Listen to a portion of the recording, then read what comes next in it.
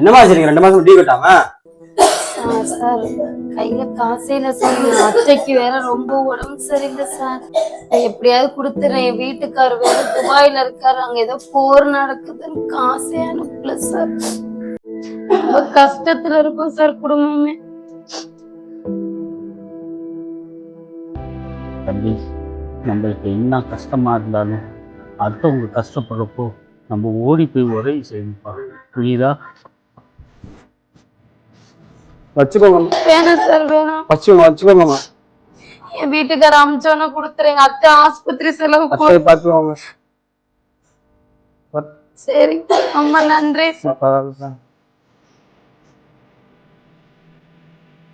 பாவம் அவங்க.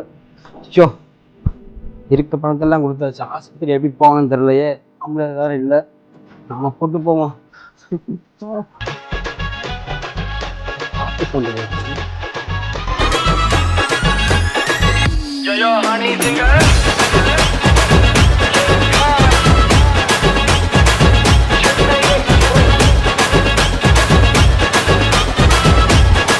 ஆட்டத்தை பத்தியா எது வார